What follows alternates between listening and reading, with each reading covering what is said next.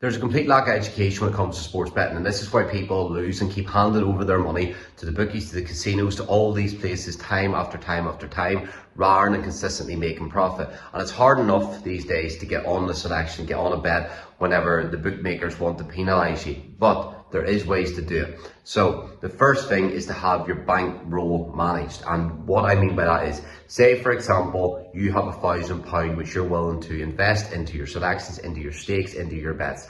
What you now want to do is be backing no more than say 5%. So if you are advised in our service a 1 point win, that would be 1% of your balance, so £10 that you would put on that selection.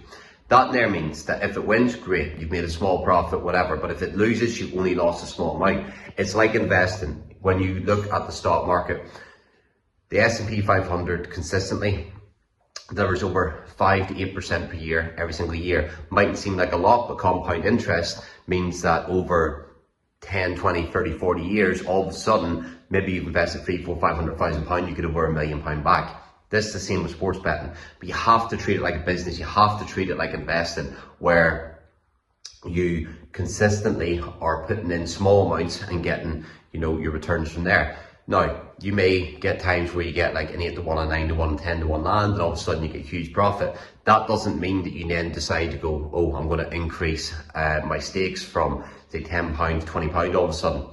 Wait until maybe you've hit the next milestone. So maybe when you start hitting £2,000, £3,000 from that initial 1,000, what you can then do is start increasing the amount per point, and then that increase your level of investment, but you still sticking to the same principle of not backing more than 1%. Now, the more that you back, the more risk that you take. That is entirely up to you, but with more risk comes more likelihood of the bankroll go down if there's a losing run. And the biggest issue isn't that the bankroll goes down, the biggest issue is discipline and mentality behind that, because when people see losing runs, they start to think, right, well, if I just put on double this time, I'll make double back and that'll recover any losses, when in fact there's no guarantee of that. The only guarantee is that variance is going to play its course.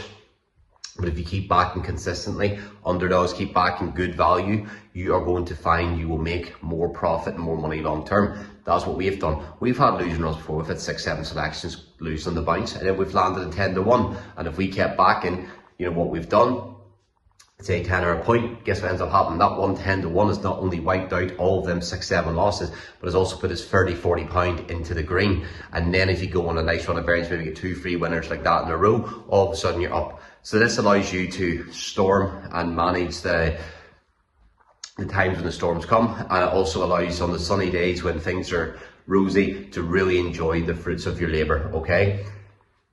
Betting is what we're trying to do. We're not trying to gamble. People think about betting as gambling. It's not. Betting is like investing. It's consistent, it's done with strategy, it's done with purpose, and it's done with the intent of making money. Gambling is done to fuel an addiction, to get a dopamine rush, to go for winners.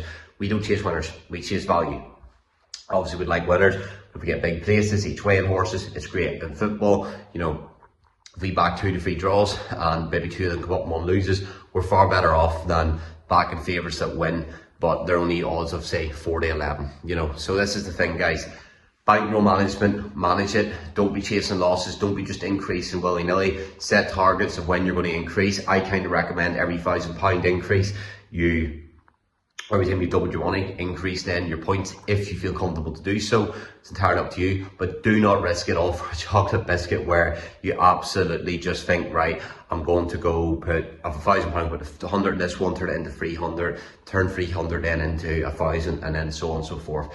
The probability of happening is so low that you are very quickly going to increase the likelihood of being out of the game before you even get started.